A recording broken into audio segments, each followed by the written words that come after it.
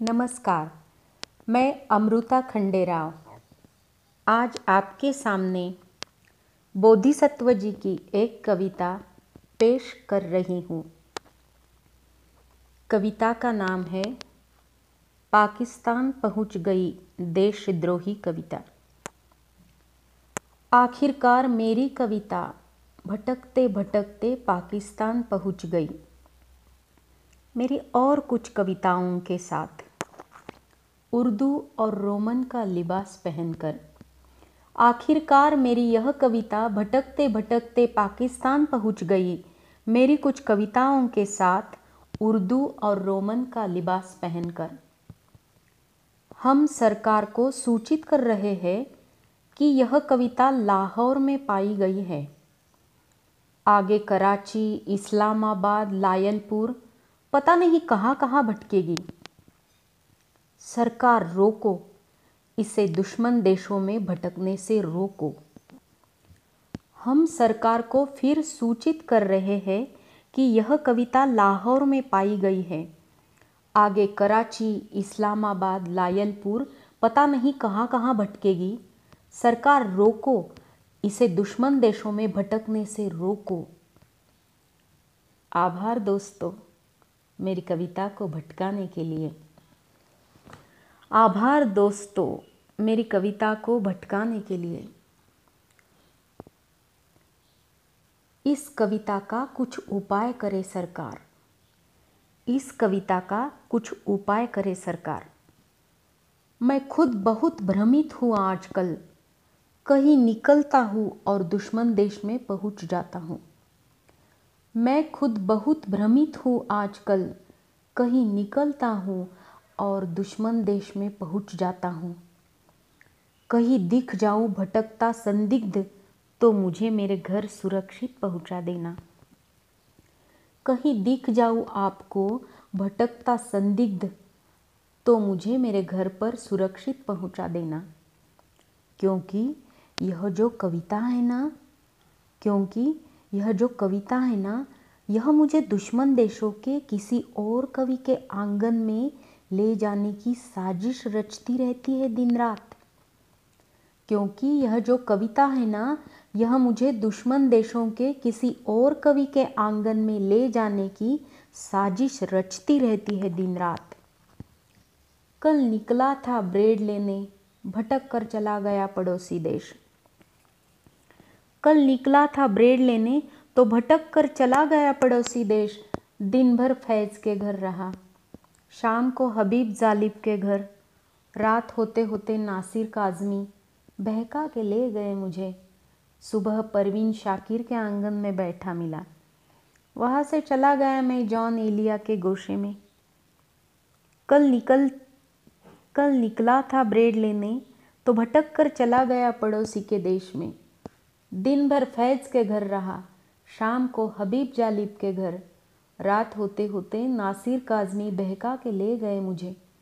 सुबह परवीन शाकिर के आंगन में बैठा मिला, वहाँ से चला गया मैं जॉन एलिया के गोशे में। कैसे कैसे करके अपने घर लौटा, तो पाया कि फैज़ साहब और फिराक मेरे घर आए हैं। जैसे तैसे करके अपने घर लौटा, तो पाया कि फैज़ साहब और फिराक मेरे घर आए हैं। जोश और निराला आने वाले हैं। अली सरदार और पंत और नजरुल इस्लाम निकल चुके हैं आने के लिए। अली सरदार और पंत और नजरुल इस्लाम निकल चुके हैं आने के लिए। जिगर मुरादाबादी और इकबाल के साथ। जिगर मुरादाबादी और इकबाल के साथ। फरियाद है ये कविता मुझे बर्बाद करके रखेगी। कई बार दुश्मन देश के कितने ही कवियों को मेरे आंगन में छोड़ जाती है। अभी अभी मंटो को रुखसत किया है, तो बेदी और किशन चंदर और अश्क लेकर गए रामानंद सागर के साथ। अभी अभी मंटो को रुखसत किया है, बेदी और किशन चंदर और अश्क लेकर गए रामानंद सागर के साथ। या सबके सब पता नहीं गए कि घर के किसी कोने में ही रह गए हैं। या ये सब के सब पता नहीं गए भी हैं या घर के किसी कोने में ही रह गए हैं। इतने अलगोजे के बाद भी बंद नहीं हो पा रहा यह आना जाना। इतने अलगोजे के बाद भी बंद नहीं हो पा रहा यह आना जाना। कुछ करिए, इस कविता का कोई उपाय कर दे सरकार। इस कविता का कोई उपाय करे सरकार। हे सरकार, यह पूरे देश को बर्बादी की ओर ले जा रही है हर दिन। यह पूरे देश को बर्बादी की ओर ले जा रही है हर दिन। हमारे नारे चले जाते हैं पड़ोस के देश, उनके गीत इधर आते हैं चुपके से। हमारे नारे चले जाते हैं पड़ोस के देश, उनके गीत इधर आते हैं चुपके से। निर्लज्ज मानते ही नहीं, ढीठ है बहुत। निर्लज्ज मानते ही नहीं, ढीठ है बहुत।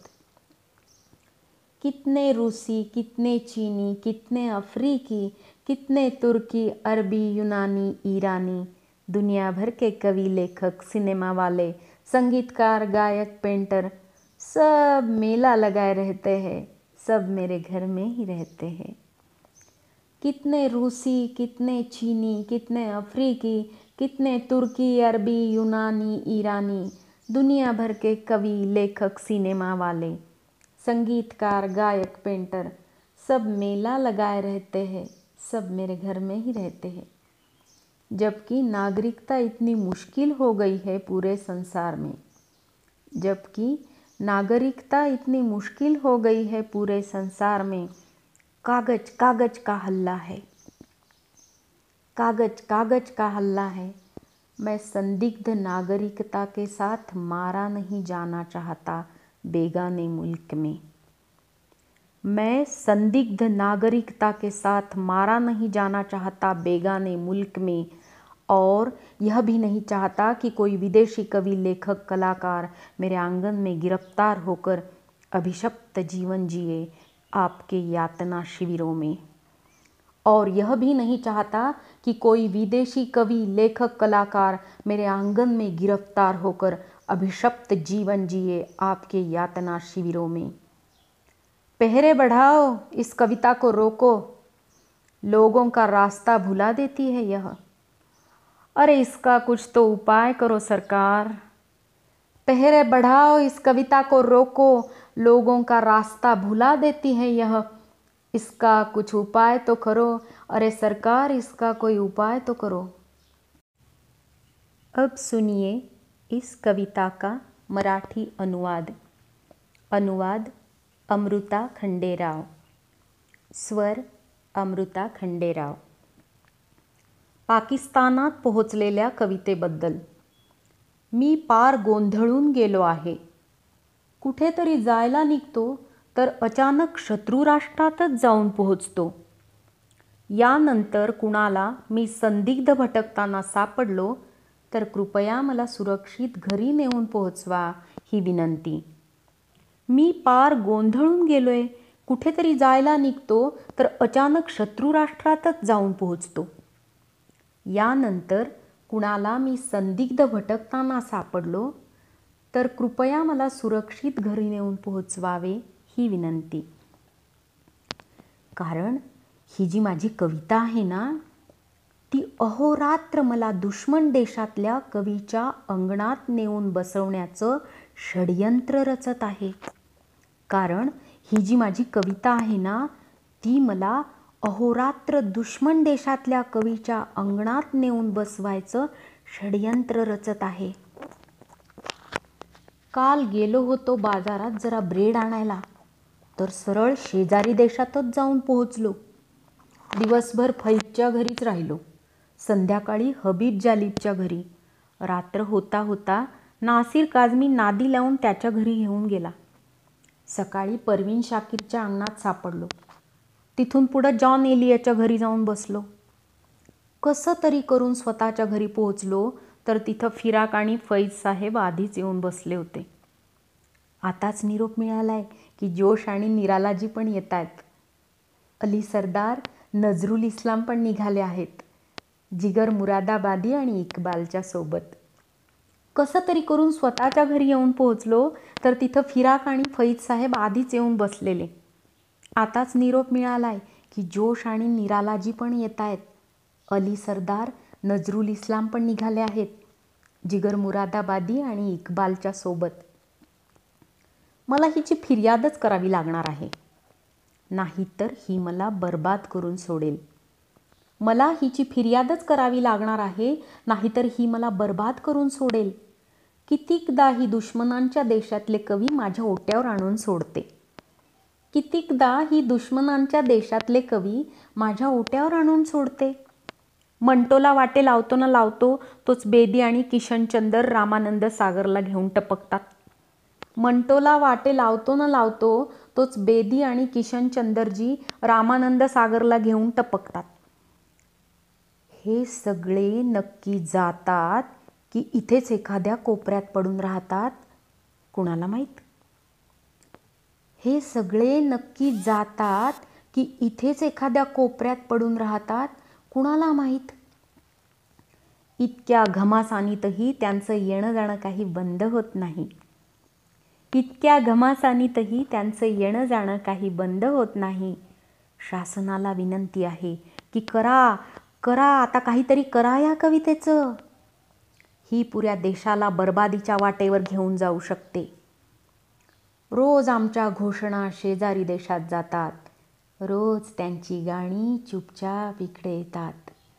रोज आमच्या घोषणा शेजारी देशात जातात, रोज त्यांची गाणी चुपचाप इकडे येतात. किती बेशरम, किती धीट म्हणावं यांना. किती बेशरम, किती धीट म्हणावं यांना. किती सारे रशियन, चीनी, आफ्रिकी, तुर्की, अरबी, युनानी, इराणी, दुनियाभरचे कवी, लेखक, सिनेमावाले, संगीतकार, गायक, पेंटर सगळ्यांनी नुसती जत्रा भरवली आहे माझ्या घरात. किती सारे रशियन, चीनी, आफ्रिकी, तुर्की, अरबी, युनानी, इराणी, दुनियाभरचे कवी, लेखक, सिनेमावाले, संगीतकार, गायक, पेंटर सगळ्यांनी नुसती जत्रा भरवली आहे माझ्या घरात.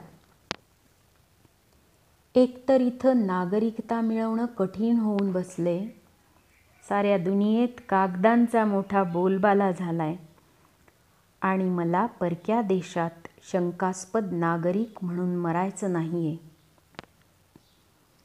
एकतर इथं नागरिकता मिळवणं कठीण होऊन बसले. साऱ्या दुनियेत कागदांचा मोठा बोलबाला झालाय आणि मला परक्या देशात शंकास्पद नागरिक म्हणून मरायचं नाहीये. कुणा एखाद्या परदेशी कवी, लेखक, कलाकाराला माझ्या ओसरीवर पकडल्यामुळं छळछावणीचं जिणं वाट्याला यावं असं मला अजिबात वाटत नाही. कुणा एखाद्या परदेशी कवी, लेखक, कलाकाराला माझ्या ओसरीवर पकडल्यामुळं छळछावणीचं जिणं वाट्याला यावं असं मला अजिबात वाटत नाहीये. पहारे वाढवा, या कवितेला थांबवा. पहारे वाढवा, या कवितेला थांबवा. लोकांना चकव्यात पाडणाऱ्या कवितेचा काहीतरी बंदोबस्त करा. लोकांना चकव्यात पाडणाऱ्या या कवितेचा काहीतरी बंदोबस्त करा. माझी शासन दरबारी याचिका आहे. माझी शासन दरबारी याचिका आहे. मूळ कविता बोधिसत्व, मुंबई. मराठी अनुवाद अमृता खंडेराव, यवतमाळ.